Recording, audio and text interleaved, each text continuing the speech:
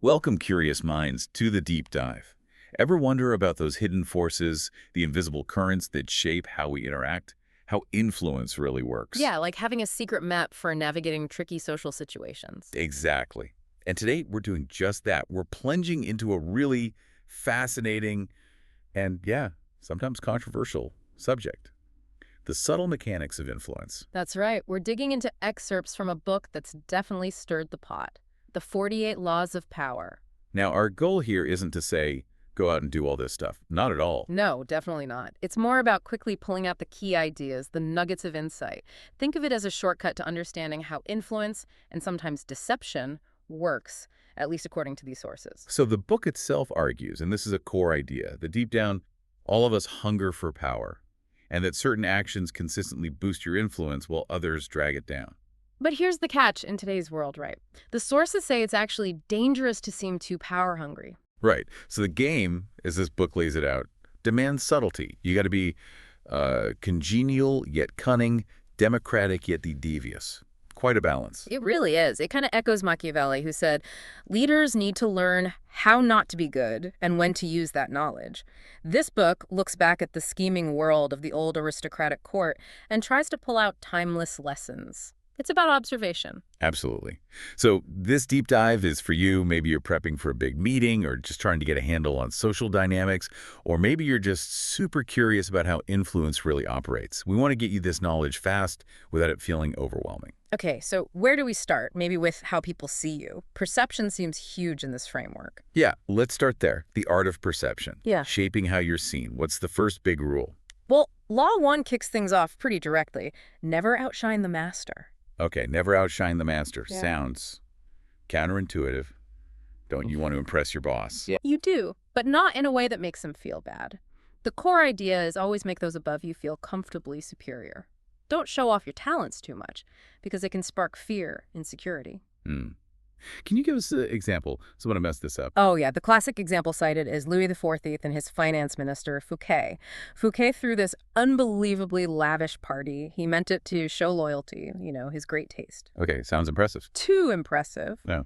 Louis felt totally outshone, like Fouquet was showing him up, his vanity was wounded, and boom, Louis found an excuse, replaced him with the much more bland Colbert, who wasn't a threat. Wow, so the lesson isn't be dumb. No, not at all. It's about strategic presentation. The insight for you is to make others, especially superiors, appear more intelligent, maybe act a little naive sometimes, ask for their advice. The book says masters adore such requests. It feeds their ego. So it's a kind of strategic humility that actually helps you in the long run. Okay, got it. What's next in shaping perception? Well, if you're busy not outshining, you still need to get noticed, right? Good point. How do you do that? That leads us straight to Law 6, court attention at all cost. The idea here is simple. Appearance is everything. What isn't seen doesn't count. You have to stand out, be conspicuous, even if it means being a bit controversial. Better to be slandered and attacked than ignored. That's a bold statement. It is. Think about P.T. Barnum, absolute genius at this. He apparently hired terrible musicians to play loudly outside his museum. Why would he do that? To drive people inside just to escape the noise? He also spread rumors about his own exhibits, like saying one attraction, Joyce Heth, was maybe an automaton, a robot. People got curious, paid again just to check. He manufactured buzz. That's wild. So attention, any attention is good attention. In this framework, pretty much. Another example is Mata Hari, no real dance training apparently, but she built this incredible mystique, kept changing her backstory, Java, India, Sumatra, always vague, always shifting. Get people guessing. Exactly. The public was always wanting to know more. That mystery made her famous and rich, even though her dancing wasn't, well, top tier. So the key insight here for you listening is craft your image deliberately. Early on, attach your name to something memorable, something that sets you apart. And don't necessarily shy away from a little controversy. It keeps eyes on you. Right. It's about making noise, getting on the radar, and once you have that attention, you need to maintain a certain mystique. Okay, so how do you keep that magic alive once people are watching? That brings us to Law 30. Make your accomplishments seem effortless. Effortless. But don't people respect hard work? They do, but according to this law, concealing the toil, the practice, the clever tricks, that's what creates real awe. Act like it's easy, like you could do even more. Never reveal the sweat. Never teach your secret. Give me an example of that in action. Houdini. Perfect example. He had this handcuff duel with another magician, Clapini. Now, Houdini let Clapini learn a secret code for some French cuffs. That seems risky. But then, during what looked like a chaotic scuffle on stage, Houdini subtly changed the code word to spell M-R-A-U-D. No way. Yes. So Platini's screwed, Houdini escapes easily. The audience just sees this effortless escape. They don't see the weeks of practice, the planning, the onstage manipulation. It looked like magic. That's brilliant and devious. It creates that primitive awe the book talks about. When something looks natural, graceful, the admiration just skyrockets. Don't spoil the illusion by showing the backstage work. Precisely. It's all about managing that perception, keeping them guessing. Okay, so perception is one huge piece. But what about actual interaction? When do you act? When do you hold back? Right. Let's shift gears now to strategic engagement. When and how to act, or not. This is about choosing your moments, your methods, even your allies. Where do we start with strategic action? A really powerful one is Law 9. Win through your actions, never through argument. Win through actions, not argument. Okay, explain that. We argue all the time to prove points. Yeah, but the book argues it's usually counterproductive. Arguments create resentment, ill will. Even if you win the point, that bad feeling lasts. It's much more powerful to demonstrate your point, get people to agree through what they see without saying a word. Why are words so tricky then? Well, words are slippery, right? Easy to misinterpret, people get defensive. Actions, though, they feel solid, undeniable. Think Michelangelo and the David statue. Ah, yeah, the story about the nose. Exactly. The patron, Soderini, thought the nose was too big. Did Michelangelo argue about his artistic vision? Nope. What did you do? He climbed up, pretended to tap the nose with his chisel, and cleverly let some marble dust he had hidden in his hand fall to the ground. He faked it. Totally. Soderini looked up, saw the dust fall, and said, "Ah, much better, you've brought it to life." He believed he'd improved it. Michelangelo won without arguing, without changing his masterpiece. That's incredible. So demonstration trumps debate because it bypasses ego and defensiveness. Yeah. People might forget an argument, but they remember what they saw. Right. And speaking of what influences you, the next law is a bit chilling. It's about who you associate with. Uh-oh. Which one is this? Law 10. Infection. Avoid the unhappy and unlucky. Oof. Avoid the unhappy and unlucky. Oof. Avoid the unhappy and unlucky. That sounds really harsh. It does sound harsh. The core idea is that emotional states are like diseases infectious. People who are perpetually miserable or unstable, the book warns, will drag you down with them. They draw misfortune to themselves, and it spills onto you. But isn't it human to want to help people who are down? The drowning man scenario. The book acknowledges that instinct, but warns against it in the context of power dynamics. It says trying to help the drowning man often just means precipitating your own disaster. These individuals might look like victims, but often their misfortune is a pattern, self-inflicted and highly contagious. So the advice is, just cut them off? That seems cold. It's framed as self-preservation within the game of power. It's not necessarily about abandoning everyone, but about recognizing the potent effect others' chronic negativity can have on your energy, your reputation, your own path. Wasting time trying to fix someone who repeats destructive patterns, the book argues, will only infect you via guilt by association. Choose your company carefully. Okay, a tough one to swallow. So if avoiding negative people is important, what about avoiding negative situations by isolating yourself? Ah, interesting question, because the very next point argues against that. Law 18. Do not build fortresses to protect yourself. Isolation is dangerous. Wait, so don't isolate. But if things are dangerous, isn't retreating the smart move? Not according to this law. Power, it argues, comes from social interaction, from being connected, from information flow. When you retreat into a fortress, metaphorically or literally, you lose perspective. You limit your options. You become paranoid. Why does isolation hurt you? It cuts you off from vital intel, from potential allies, from understanding what's really going on. Look at Louis XIV again, but with Versailles. He didn't hide from the nobles, he brought them all to court. Right, forced interaction. Exactly. Made them squabble over trivial things like helping him get dressed. Why? So he could keep an eye and an ear on everyone, prevent plots. Contrast that with Poe's story of Prince Prospero, sealing himself away from the plague, only for it to find him inside. The isolation became his doom. So the key takeaway is stay connected, stay in the mix, even when things feel threatening. Place yourself at the center of things. Isolation leads to defeat. Definitely. You need that network, that flow of information. And within that network, How do you maintain flexibility? Good question. If you're staying connected, how do you avoid getting tangled up or forced to pick sides? That leads perfectly into Law 20. Do not commit to anyone. Do not commit. Okay, that sounds like a recipe for being seen as flaky or unreliable. It can seem that way, but the law argues it's about committing only to yourself. By staying independent, not rushing to take sides, you make others court you. You become the one holding the cards, playing people against each other if needed. How does that work in practice without burning bridges? Look at Isabella d'Este, ruler of Mantua during wartime. She navigated between the Pope, France, her own brother. How? By seeming neutral. Letting troops pass but complaining about it. Secretly feeding info to her brother.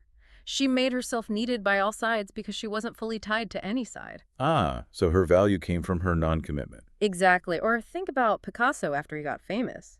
He refused to sign exclusively with one art dealer. What happened? The dealers fought over him, which just drove up his prices and his power. Henry Kissinger did something similar, playing the China card against the Soviets to get them to negotiate, using one relationship to leverage another without being locked into either. So the insight is that commitment can reduce your options, reduce your desirability in a weird way. Staying slightly aloof keeps people wanting you, gives you leverage. Right. It keeps the magic alive, as the book puts it. Now let's get into some even more manipulative territory. Okay, I'm ready. Let's talk about the art of manipulation.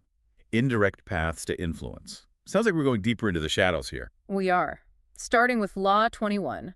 Play a sucker to catch a sucker. Seem dumber than your mark. Seem dumber. Okay, that sounds like the opposite of Law 1, never outshine the master. How does this work? It's related, but the target is different. Law 1 is about superiors. This one is about anyone you want to manipulate, your mark. The core idea. Nobody likes feeling stupid. So make your target feel smart. Smarter than you, even. Flatter their intelligence, they'll lower their guard, never suspecting you have ulterior motives. So you let their ego blind them. Who used this effectively? Otto von Bismarck is a great example here. As a young politician, he actually wanted Prussia to go to war with Austria, but he gave this big speech arguing against it. He deliberately acted like a heedless fool, saying things he didn't really believe. It completely fooled the king, who thought Bismarck was naive but harmless. So the king made him a minister. And then Bismarck got what he wanted. Exactly. Once in power, he built up the military and eventually got his war. He played dumb to get into a position of strength. It throws people off the scent. They underestimate you, and that's a huge advantage. Underestimation is a weapon. Okay. If you're playing these kinds of games, image control must be paramount, right? Absolutely critical. Which brings us neatly to Law 26. Keep your hands clean. Keep your hands clean. Meaning, you need to maintain an appearance of being a paragon of civility and efficiency. Never let yourself be visibly associated with mistakes or unpleasant necessities. You use others, scapegoats, cat's paws. They do the dirty work. Take the blame. so you maintain plausible deniability or just deflect criticism. Who are the poster children for this? Cesar Borgia, again, he had his lieutenant, a guy named Orio, impose really harsh rule in a conquered province, Romagna, made him very unpopular. Okay, so Borgia looked bad by association. Not for long. Once order was established and the people hated Orio, Borgia publicly condemned his lieutenant's cruelty, then had him executed and left his body cut in half in the town square. Whoa. Yeah, the people were stunned, but also satisfied that justice was done. And Borgia, he looked like a righteous ruler, completely distancing himself from the brutality he had ordered. Orio was the perfect scapegoat. That's ruthless. Any other examples? Cleopatra used powerful Romans, Caesar and Mark Antony, as her cat's paws. They fought her battles, eliminated her rivals, did the ugly but necessary work, while she maintained her image and consolidated her power in Egypt. So the takeaway for you is use intermediaries for messy tasks. Scapegoats not only absorb blame, but also serve as a warning to others. Power, again, relies heavily on appearances. Precisely. Protect that image. And for our final law today, a really interesting psychological one. Okay, lay it on me. What's the last one we're unpacking? Law 44. Disarm and infuriate with the mirror effect. The mirror effect. What does that mean? Holding up a mirror to someone. Sort of. It's about mirroring their actions, their behaviors, their values. You can do this to confuse them, mock them subtly, or even seduce them by creating an illusion that you share their deepest values. Few people, the book says, can resist the power of the mirror effect. Why is mirroring so powerful? It taps into something fundamental. We respond to what's reflected back at us. A political example is Joseph Fouché, Napoleon's police minister. Napoleon spied on everyone, right? So Fouché set up his own spies Hmm. to spy on Napoleon's spies, mirroring his master's methods. What did that achieve?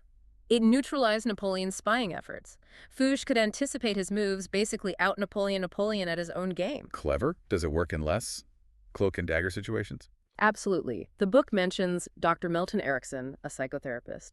He used mirror effects with patients. Instead of confronting them directly, he might create a story, an analogy that was a symbolic mirror of their problem. Or he'd even enter a patient's delusional world, mirroring their fantasy, to gently guide them towards change without triggering resistance. So you meet them where they are, reflect their reality back, but maybe slightly altered. Exactly. The mirror reflects reality, but it's also a perfect tool for deception.